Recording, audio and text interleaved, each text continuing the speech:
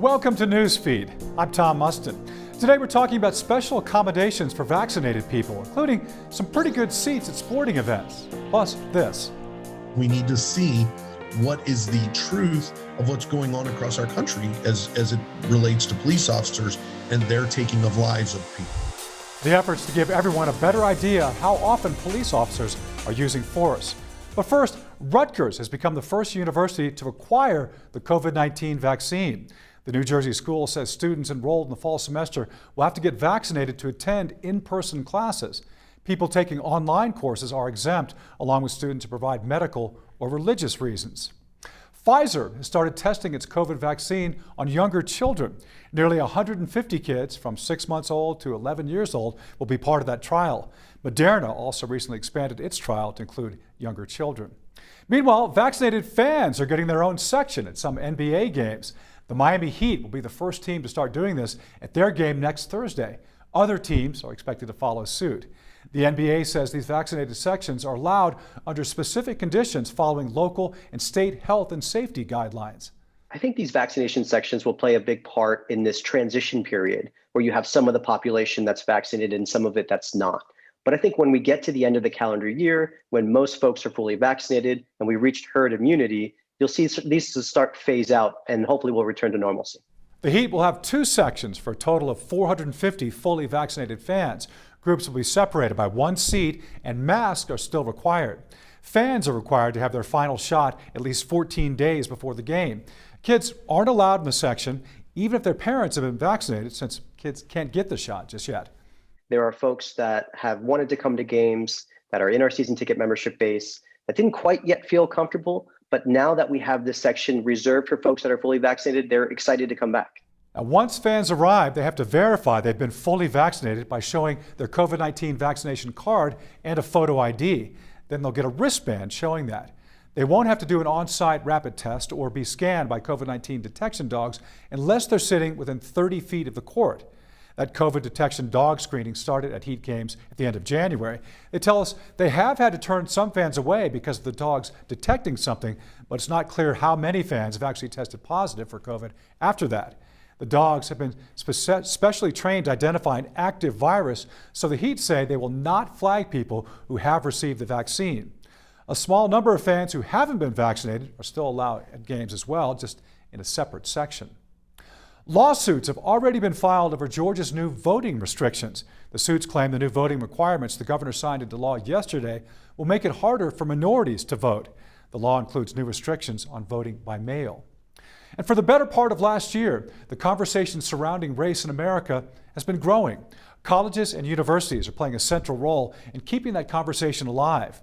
Dan Grossman traveled to one of the country's first historically black colleges. He shows us how the death of George Floyd has acted as a catalyst for action. For whom does the bell toll? The second you step foot on this campus, you're stepping into history. At Shaw University in Raleigh, North Carolina, people who did not get it now get it. It tolls for Ashley Neely. It's involving systemic and structural inequities. For Johnny Hill. We need to collaborate with our counterparts in order to move forward. For Ian Finley, who has experienced firsthand the inequities he now fights to change. Even walking downtown, sometimes I was advised to, of course, not wear a hoodie. My parents would tell me to wear glasses, and sometimes I'd be like, why are they telling me to wear glasses? But for some reason, me wearing glasses makes me seem more innocent and less violent. You might notice Ian's slight accent. Both he and Ashley are from the Bahamas, having only traveled to the United States for school. I thought it was actually not as divided before coming to the United States. It didn't take long for either to realize the America they dreamed of was not the America they now know. I'm in the store and this person is following me around the store, I don't know what to do. She said, well, Ashley, that's your reality now. For Ian and Ashley, that new reality came to a head last May when George Floyd was killed. After seeing the fires, the outcry, the demands for change, the seniors approached one of the school's deans and helped create the Center for Racial and Social Justice, which has broadened the conversation of race in America from right here at Shaw to the greater Raleigh community, creating a blueprint for other universities to do the same. This is our time. This is our moment to, I think, really shine the light on the power of the human spirit to bring about change and social transformation. Dr. Johnny Hill is the dean who helped create the center. An activist himself, he wanted to confront the uncomfortable divisions that have hurt his community for generations. He got leaders, both political and not, to come together and answer the question, what does systemic racism look like? For me, I think it's important that we move from feeling and emotion and this sort of visceral response of those kinds of images to organizing and to developing thoughtful action. Around town, there are now art installations, speakers, events, places for those who might not see what they see to educate themselves in this fight that will take more than just a few inspirational figures to create true equality. Knowledge is power, but it's the correct application of knowledge that is really going to get us to the point that we really need to be at. I'm Dan Grossman reporting. For decades now, undocumented immigrants who came to America as children have waited for a path to citizenship.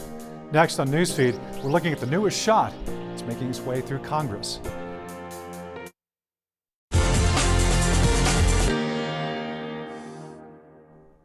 Many people who emigrate to this country do so dreaming of a better life. And then there are the dreamers, the children who came to this country without legal permission and who remain undocumented. The House recently passed a new Dreamers bill that could finally clear up their immigration status. But Maya Rodriguez tells us while Dreamers have hope for this bill, it still faces a tough road in the Senate.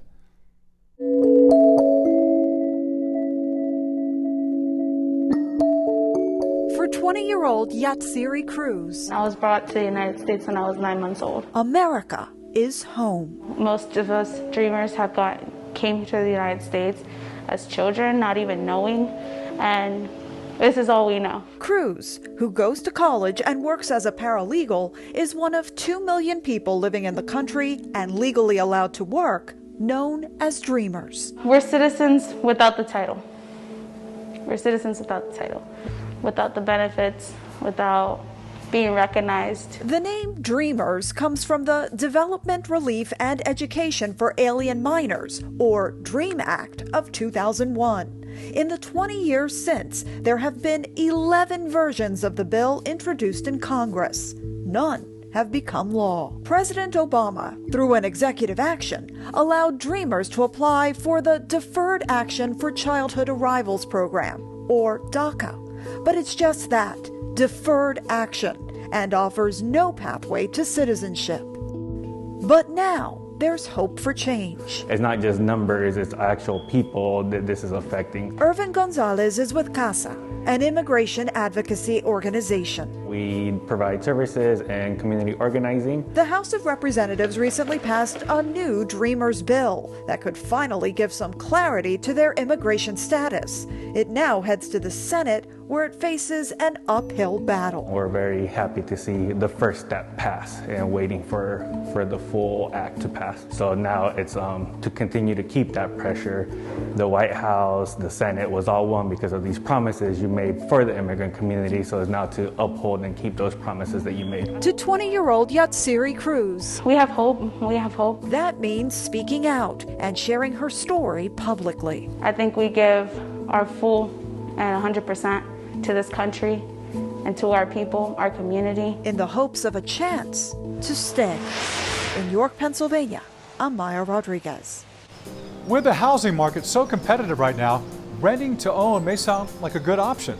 What mortgage experts want you to know before considering this, and the other option they say could benefit you more.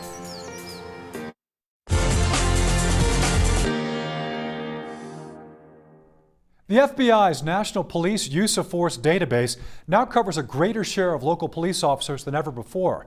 But after years of protests following police actions from Minneapolis to Louisville to Ferguson, the public still does not have access to the information the Bureau is collecting. Together with our partners at Newsy, senior investigative reporter Mark Greenblatt shows us when that data might be released. Amid the national unrest over police actions against citizens, a Newsy investigation last summer identified agencies all over the country who were not providing use of force data to the FBI.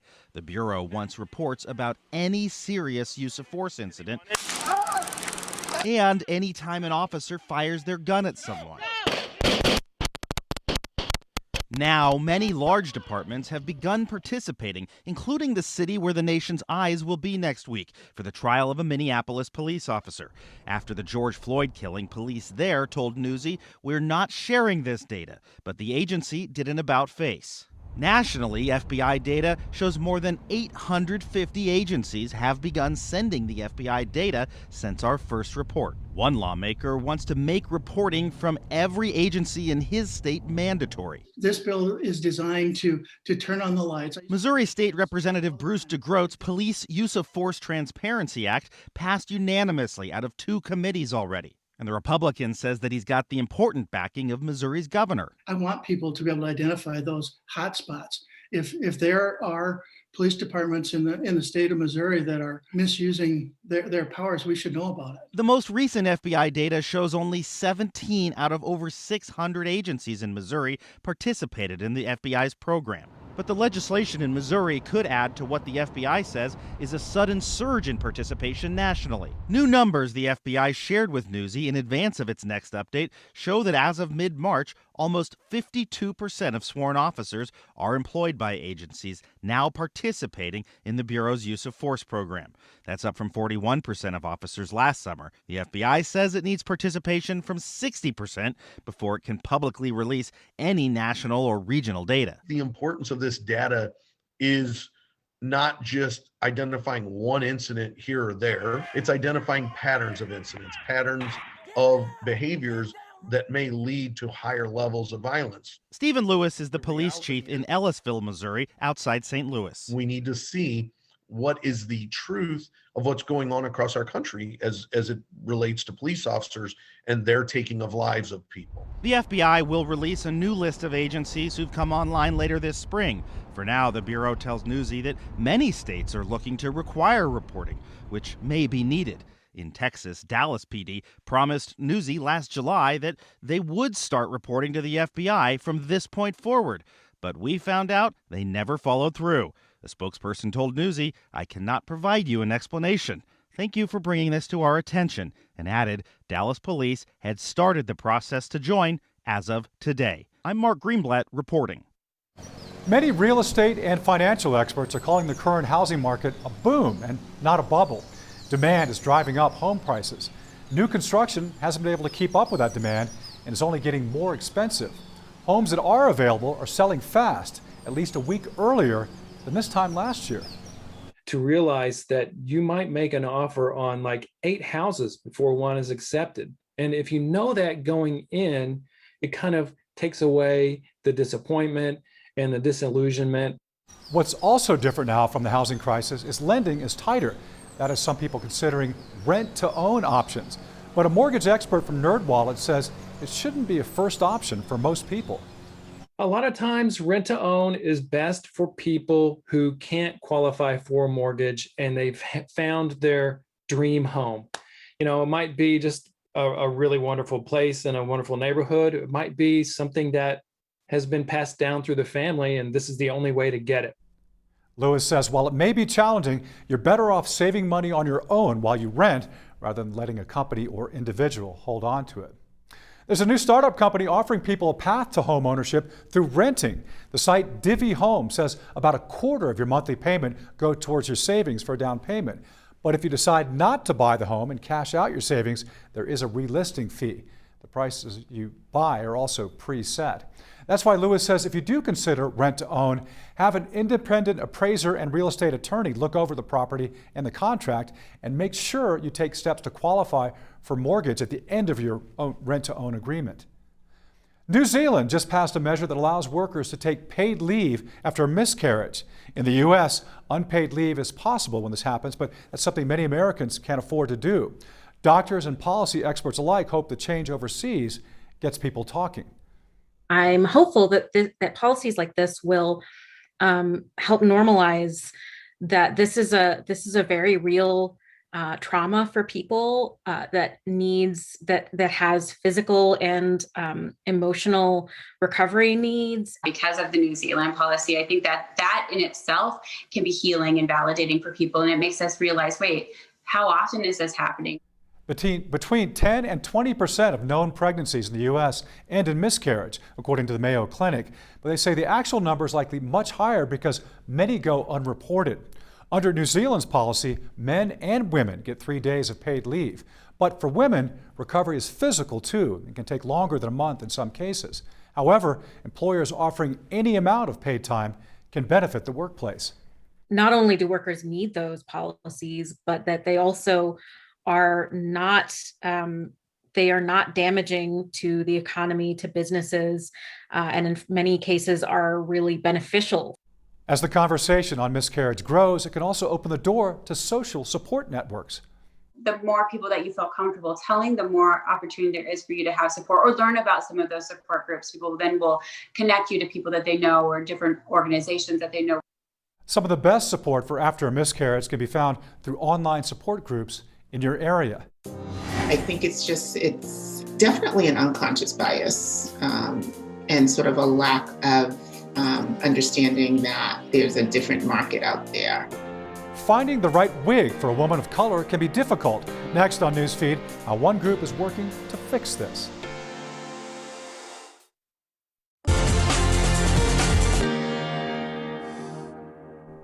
This year, millions of women will suffer from some form of hair loss. Black women often have a harder time finding wigs that match their own hair. Chris Conti shows us the effort to make all women feel comfortable, even during an uncomfortable time for so many.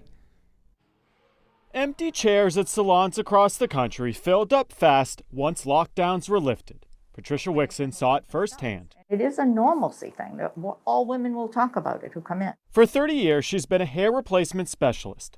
This year, though, she has noticed more women dealing with hair loss. Some of it, she says, is just from the stress of the pandemic. No one knows what to do. They're really terrified because they don't know where it will stop, the shedding, how it will continue. It's stressful. About 30 million women in this country are dealing with some kind of hair loss. Some of it is from the pressures of COVID. Other times, though, it's from chemotherapy. For a woman, there's always a second look. It's not as acceptable. Many of the women who Patricia treats are black, and until recently, they didn't have a lot of options when it came to wigs that weren't made for white women. Why can't I have hair like my own hair? It's just a devastating process to lose your hair. That's where Diane Austin and her sister Pamela Shattuck come in. 1 in 3 Black women in particular will be diagnosed with cancer, any type of cancer in their lifetime. They are the founders of Coils to Locks. A few years ago, facing a cancer diagnosis herself, Diane realized there weren't any wigs being made specifically for Black women. I think it's definitely an unconscious bias and sort of a lack of understanding that there's a different market out there. So these two sisters started making wigs themselves, ethnically inspired wigs, curly, natural hair.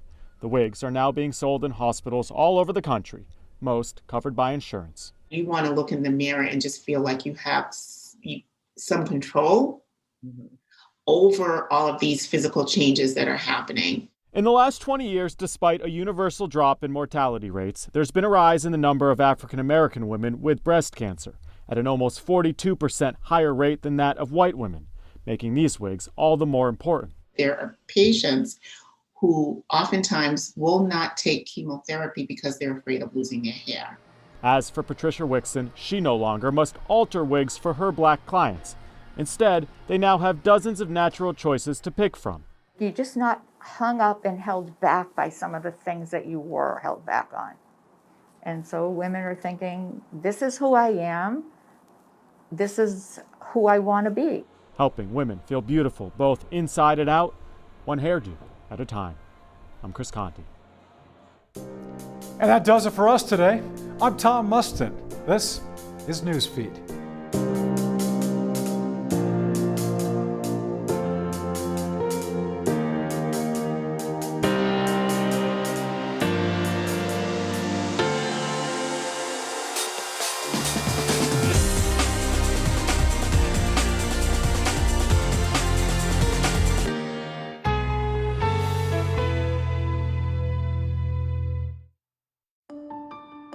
From the Seven Hills to the bluegrass, the riverbanks to the suburbs, this is home. where big dreams are born. A place to be creative, sing, and celebrate what unites us. Where we work hard to support our families, lend a helping hand to our neighbors in their time of need, celebrating the traditions and events that bring us together, learning from the past to build a better future, where everyone is welcome.